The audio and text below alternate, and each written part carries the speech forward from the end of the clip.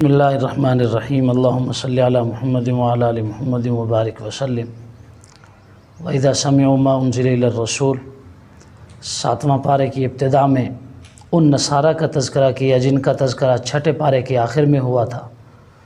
یعنی اللہ تبارک و تعالیٰ فرما رہے ہیں کہ جو نصارہ ہیں ان کا ایک گروہ ایسا ہے، کچھ لوگ ایسے ہیں جو مسلمانوں کے ساتھ نرمی کا معاملہ رکھتے ہیں۔ دراصل یہ تعریف اور مدح حقیقی نصارہ کی ہے جو حقیقی معنوں میں اہل کتاب ہیں اور اپنی کتاب پر عمل کرنے والے ہیں۔ صحیح طرح یہ پوری طرح اسلام کے اور مسلمانوں کے دشمن نہیں ہیں، اور اس کا اولین مصداق وہ حبشہ کے نصارہ ہیں جن کی طرف مسلمان ہجرت کر کے گئے اور کفار مکہ نے ان کا تعاقب کیا، اور شاہ حبش سے جو نجاشی تھا، اسحمہ جس کا نام تھا، اسے کہا کہ یہ ہمارے باغی ہیں، انہیں ہمارے حوالے کیا جائے، مگر اس نے ان کی بات نہ مانی۔ مسلمانوں کو کہا کہ اپنا نمائندہ بھیجو، میں ان سے بات کرتا ہوں۔ حضرت جعفر طیار رضی اللہ تعالیٰ عنہ نے نمائندگی کی، قرآن کی آیات تلاوت کی۔ تو جب قرآن کی آیات تلاوت کی تو اس کی آنکھوں سے آنسو نکل پڑے۔ تو قرآن ان کی وضاحت فرما رہا ہے کہ یہ وہ لوگ ہیں جب اللہ کا کلام سنتے ہیں تو آپ دیکھتے ہیں ان کی آنکھوں سے آنسو بہہ جاتے ہیں۔ تو قرآن کا ویسے بھی یہ خاص انداز ہے اور قرآن کی یہ تاثیر ہے کہ جو آدمی اپنے صحیح عقل کے ساتھ، صحیح دل کے ساتھ، بغیر کسی بغض و عداوت کے، خالی و ذہن ہو کر قرآن کو سنتا ہے تو اللہ کے اس کلام میں اتنی تاثیر ہے کہ انسان کی آنکھوں سے بے اختیار آنسو بہہ پڑتے ہیں۔ اس کے بعد حلال اور حرام کی بات کی کہ بہت سی چیزیں ایسی ہیں جنہیں لوگوں نے اپنی طرف سے حرام کر دیا ہے، حالانکہ ہم نے تو انہیں حرام قرار دیا ہی نہیں تھا۔ تو حلال اور حرام قرار دینے کے اختیار فقط اللہ کی ذات کے پاس ہے کہ کون سی چیز حلال ہے، کون سی چیز حرام ہے۔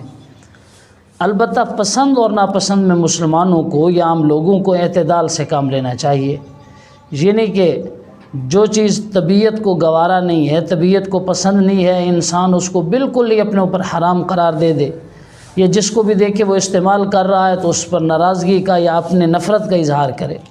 ہو سکتا ہے ایک چیز آپ کو اچھی نہیں لگتی، مگر وہ چونکہ حلال ہے آپ کے علاوہ ہزاروں لاکھوں لوگوں کو اچھی لگ سکتی ہے، اور جو چیز آپ کو اچھی لگتی ہے ضروری نہیں کہ ہر انسان کو اچھی لگے۔ اسی لیے حضور صلی اللہ علیہ وسلم نے اس اعتبار سے بڑی واضح تعلیم دی ہے۔ سیدنا انس رضی اللہ تعالیٰ عنہ فرماتے ہیں ما عاب رسول اللہ صلی اللہ علیہ وسلم طعاما قط، کہ اللہ کے نبی صلی اللہ علیہ وسلم کبھی کھانے میں عیب نہیں نکالتے تھے۔ کھانا پسند ہوتا کھا لیتے تھے، جو چیز پسند نہیں ہوتی اسے اپنے دسترخوان سے ہٹا لیتے تھے، سائڈ پہ کر لیتے تھے۔ تو ہمیں بھی افراط اور تفریط سے بچنا چاہیے کہ اپنی پسند کی چیز کو بندہ سنت ثابت کرنے پہ تلا ہوا ہو، اور جو چیز پسند نہیں ہے انسان اس کو بالکل حرام ہی سمجھ لے۔ جو چیزیں حلال ہیں وہ ہر ایک کے لیے حلال ہیں، چاہے آپ کی طبیعت نہیں گوارا کرتی۔ جو چیزیں حرام ہیں وہ ہر ایک کے لیے حرام ہیں، چاہے آپ کو جتنی بھی پسند ہو۔ تو حلال و حرام کا اختیار تو فقط اللہ کے پاس ہے، باقی اپنی پسند ناپسند میں اعتدال سے کام لینا چاہیے۔ اس کے بعد لغو قسم کے بارے میں بتلایا کہ لغو قسم پر مواخذہ نہیں ہے۔ قسمیں دراصل 3 طرح کی ہوتی ہیں کہ یمین غموس ہوتی ہے، آدمی ماضی کے کسی کام پر جھوٹی قسم کھا لے، جی میں نے فلاں کام کیا تھا حالانکہ نہیں کیا، یا میں نے یہ کام نہیں کیا حالانکہ اس نے کیا ہو۔ یہ جو ماضی کے کسی کام پر جھوٹی قسم ہوتی ہے اس کے بارے میں تو اللہ کے نبی نے فرمایا ادخلہ اللہ النار، اللہ ایسے بندے کو جہنم میں داخل کرے گا، یہ بہت بڑا گناہ ہے۔ اور دوسری یمین لغو ہوتی ہے، آدمی اپنے ذہن کے مطابق سچی قسم اٹھا رہا ہے لیکن حقیقت ویسی نہیں ہے۔ فرض کریں ایک آدمی کہتا ہے اللہ کی قسم میں نے کل سفر کیا تھا، اور وہ اپنے ذہن کے مطابق یہی سچ سمجھ رہا ہے کہ میں نے سفر کیا تھا، مگر حقیقت یہ کہ وہ بھول رہا ہے، تو یہ یمین لغو کہلاتی ہے۔ یا پھر یہ کہ ہم اپنے تکیہ کلام کے طور پر جیسے بات میں جی اللہ کی قسم، خدا کی قسم، اللہ کی قسم، اس طرح کے الفاظ استعمال کرتے ہیں، یہ لغو قسم ہوتی ہے، اس پر کوئی نہ مواخذہ ہے، نہ کفارہ ہے، نہ گناہ ہے۔ اور تیسری قسم یمین منعقدہ، مستقبل کے کسی کام کی آدمی قسم کھاتا ہے۔ ایک آدمی کہتا ہے جی اللہ کی قسم میں کل فلاں آدمی کو 5000 روپے دوں گا، اور دوسرے دن وہ پیسے نہیں دیتا تو قسم میں خانس ہو جائے گا، جھوٹا ہو جائے گا۔ اس آدمی پر قسم کا کفارہ آئے گا۔ قسم کا کفارہ کیا ہے؟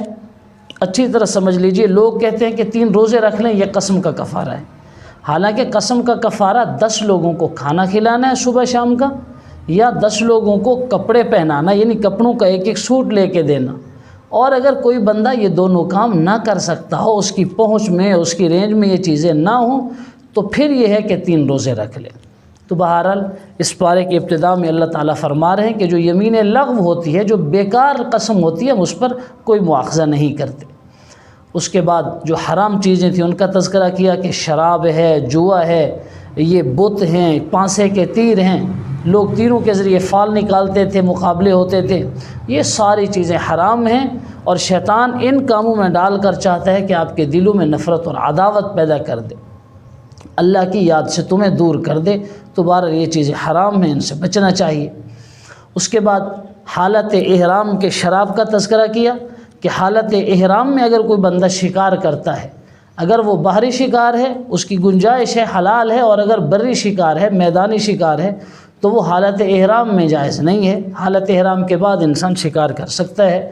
وجہ کیا ہے کہ کعبہ ایک محترم جگہ ہے، انتہائی مقدس جگہ ہے، اس کے تقدس کا تقاضا یہ ہے کہ وہاں کسی انسان تو کجا کسی جانور کو بھی تکلیف نہ دی جائے۔ حالانکہ حتیٰ کہ فقہاء نے لکھا ہے کہ حرم کے حدود کی جو گھاس ہے انسان اس کو بھی نہیں اکھیڑ سکتا۔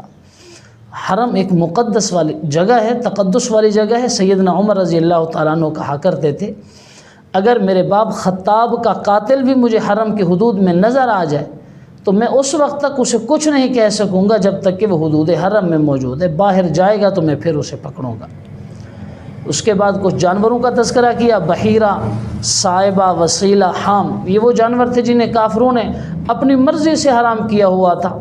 جی یہ وہ فلاں جانور ہے جو اتنے ماہ کے گابر اور حاملہ اونٹنی ہے، اتنے ماہ کا پیدا شدہ جانور ہے، جس کے کان پر فلاں زخم لگا دیا گیا، جس کے پاؤں پر فلاں نشان لگا دیا گیا، کسی جان پر سوار نہیں ہونا، کسی جانور کا دودھ استعمال نہیں کرتا، یہ اپنے بتوں کے نام پر گویا کہ انہوں نے انہیں وقف کیا ہوا تھا۔ تو اللہ تعالیٰ کہتے ہیں ہم نے انہیں کوئی حرام نہیں بنایا، یہ بالکل عام جانوروں کی طرح جانور ہیں۔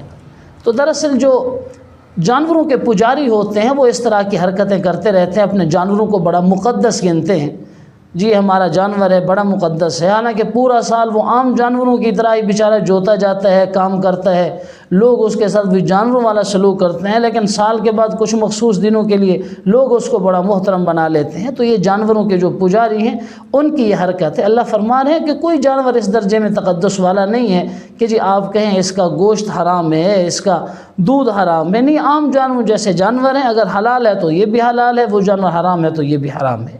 تو باہر اللہ نے اس طرح کے جانوروں میں کوئی تقدس والی بات نہیں رکھی۔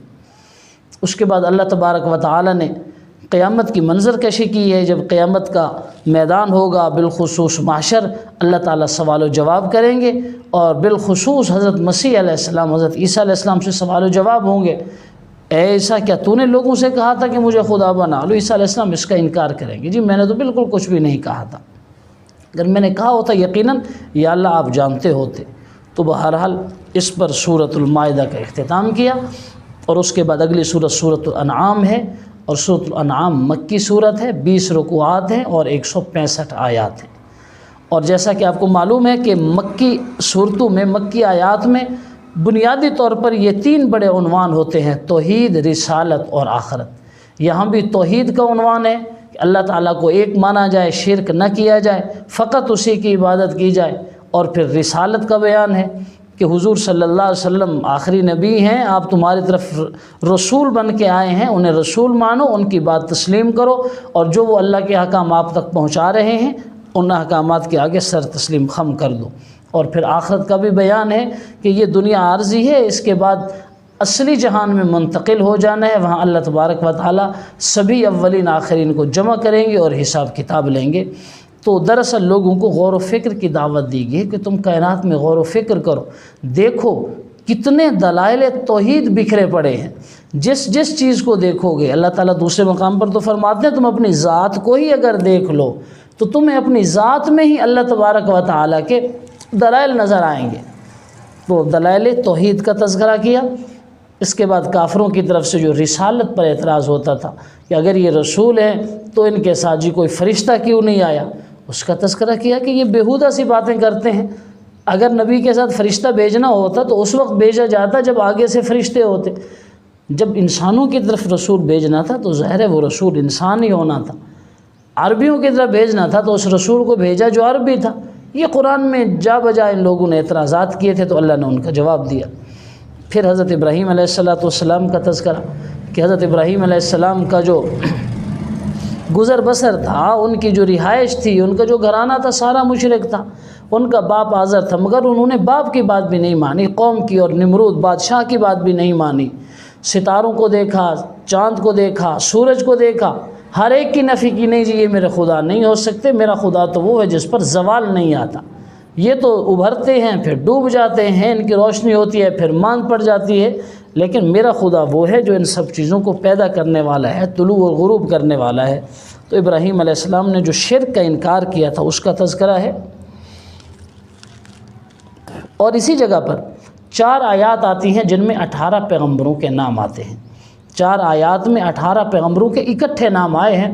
جیسے قرآن میں تقریباً 25 پیغمبروں کے نام اسماء گرامی موجود ہیں، اور ان 25 میں سے 18 کے نام یہاں پر اکٹھے ان 4 آیات میں مذکور ہیں۔ اسی طرح آگے چونکہ میں نے عرض کیا جیسے کافر اور مومن کے بارے میں بات کی جا رہی تھی، توحید، رسالت اور آخرت کے دلائل، تو بتلایا گیا کہ کافر اپنی نظر سے دنیا کو دیکھتا ہے تو یہ دنیا اسے مادی اسباب میں جکڑی ہوئی نظر آتی ہے۔ مومن اپنی نگاہوں سے دیکھتا ہے تو اسے ایک ایک چیز میں، ایک ایک لمحے میں اللہ تعالیٰ کی وحدانیت، اللہ تعالیٰ کا قانون قدرت اور کائنات خدائی ضابطوں کے تحت بالکل ایک مربوط شکل میں نظر آتی ہے۔ حتیٰ کہ یہ پھل ہیں، مختلف پھل، ان کی مٹھاس جدا جدا، ان کا رنگ جدا جدا، کبھی کچے ہوتے ہیں تو کھٹا ذائقہ ہوتا ہے، پھیکا ہوتا ہے، پھر پک جاتے ہیں ذائقہ میٹھا ہو جاتا ہے۔ تو ایک ہی دھوپ لگتی ہے، ایک ہی پانی لگتا ہے، لیکن ہر ایک کا ذائقہ جدا جدا ہے، ہر ایک کا رنگ جدا جدا ہے، کسی کو چھلکے کے ساتھ بنایا، کسی کی گٹھلی کے ساتھ بنایا۔ تو دراصل یہ ساری چیزیں اللہ تعالیٰ کی قدرت پر دلالت کرنے والی ہیں کہ جب انسان ان چیزوں کو دیکھے گا اسے اللہ تعالیٰ کی ہر جگہ پر قدرت نظر آئے گی۔ اللہ تعالیٰ عمل کی توفیق عطا فرمائے۔ السلام علیکم ورحمۃ اللہ۔